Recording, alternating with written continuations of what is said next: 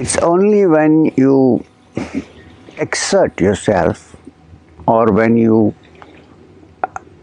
stress yourself a bit or when you have troubles in the world that cause you a lot of pressure, also walking, exercising, it's only when you are really stressed a little bit that you realize the greatness of not being stressed. Because if you were always awake, you would not understand the value of sleep. And the other way around, if you are always sleeping, you will not understand the value of waking up. So these are both two sides of the same thing. When you do yoga asanas, what do? You stretch your muscles, right? And then at the end of the yoga asanas, what do? Shavasana, dead body posture. What happens in dead body posture? You stop all exercise, everything is over and you're resting. Then you realize what is rest. And even when you are really in trouble and then suddenly the trouble moves out, then you see, yes, it's not as if that rest was not there in me, it was already there, but because of the complication and the stress and the confusion, I didn't touch it. But when it moved out, then I relaxed and therefore I felt it. Consider all the problems and sorrows and pains of this world as actually there to take us to that which is beyond. You cannot run away from it. It's not possible. You try hard, you cannot run away. You can move a little bit here and there, but you cannot escape because the world situation does not depend on us. It has its own situation. We have to adapt, we have to change. So, if you see everything as actually a lesson towards that, then one day we realize that when it all settles down, then there is peace. So, therefore, in the beginning of one's spiritual progress, it's a very good idea to be in solitude for some time. Why in solitude? When I say solitude, it's not as if you should sit inside a cave, away from the people you know, away from the world that you know, so that you are left by yourself to see what's coming out of your mind. You know, when you are in this world doing various things, you don't realize what is inside. When you are alone, then many thoughts come into your mind which you will not see when you are engaged in this world. So sometimes, especially in the beginning of your spiritual journey, it's a very good idea to have some solitude once in a while. Say if you are working the whole year, take off for a week or 10 days to a place where, first of all, where people don't know you. So in that I am free. You see, it may be physical freedom, but still physical freedom is also important for the mind freedom. So sometimes I am saying that we should take some time into solitude. When I say solitude, please understand, it does not mean staying alone in a place where you don't get food to eat, then you can never have solitude because half your mind will be thinking of the food. What I mean is a quiet place where you can have your normal, simple things like food and drink and a place to lie down and sleep. Enough. If you can do that. Now, the question is when I say solitude, should a married couple go to solitude together or separate? I don't know. That's for you to decide. If you can together still be in solitude, great. If you want to separate, it's up to you. But then both persons should understand that we are not against each other, but we want some solitude. Right?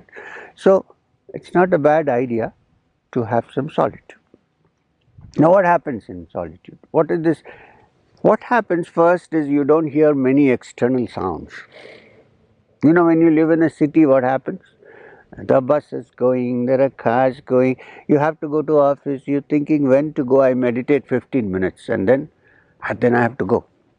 But you take off for 6 days or 7 days or I don't know what you can afford, 10 days, go away from anybody.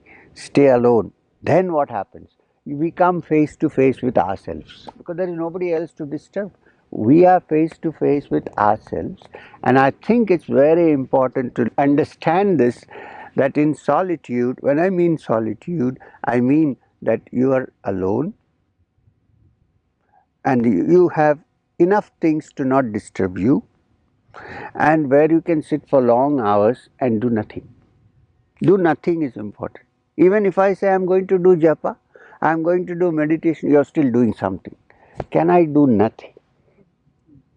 Absolutely nothing. Like sit here and look at the lake.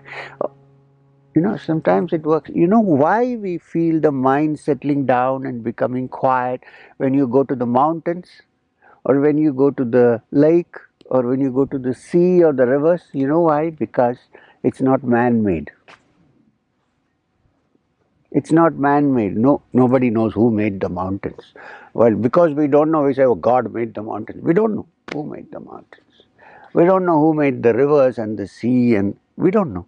So therefore, it is pure nature, and there are no bricks, there is no concrete, nothing is used. So what happens? Your mind, our mind, also becomes one with that nature, because there is nothing artificial there. Nothing that is produced by the mind. Nothing that is produced by the human mind. It's free. So the closer you go to the sea and under the tree and away from all these man-made things, your mind also settles down and becomes free. So this silence is very important.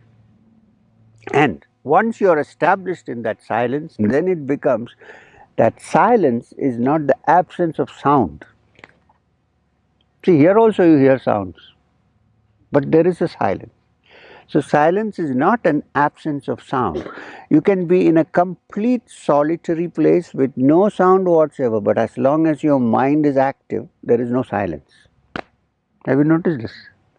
We are talking to each other, or we are talking to ourselves. As long as this chatter of the mind does not stop, we can't remember when it started. Maybe from childhood, maybe from the time we were hungry for milk, mother's milk. We don't know where this chattering started, but it goes on and on and on till we die. Then you rest in peace, RIP. Till then, the mind is chattering. So, is there a way to just not chatter? Otherwise, there is no solitude. You may go away to a quiet place, but the mind is still chattering. Right? So, is it possible that in the early stages you sit in solitude, try to quieten your mind, and then as you become really expert at this, when you say this chattering is the main problem, nothing else. And why does the mind chatter? Because it's always asking for something, or it is running away from something. These are the two major factors. Either it is attached to something, or it is repelled by something. If these two factors are there, the chattering will never stop. So, can we try to be without too much attachment and too much repulse? If these two things are there, there cannot be quietness of mind. So, when you sit in solitude, quietly, open eyes or close. For some people, they can't meditate with closed eyes. The moment they close their eyes, the mind will start. Open your eyes, then look. And for some time, do nothing. Don't think, oh, that's a nice pine tree, I can build a roof. Then profit, desire, everything comes into the picture. Can I sit just like that, doing nothing whatsoever? Then a silence slowly comes in. Don't be in a hurry. And when that silence comes, that silence remains with you even in the marketplace. You can then, after this, sit in the marketplace and be absolutely silent with all the noise that is going around, because your mind has stopped chattering. That's the problem. It's not the bus that is the problem, or the helicopter, or the plane. It's your mind, which is not, my mind, our mind, which has not stopped chattering. So can we think that there may be a part of the mind which is not chattering? Give it a thought. when you sit quiet?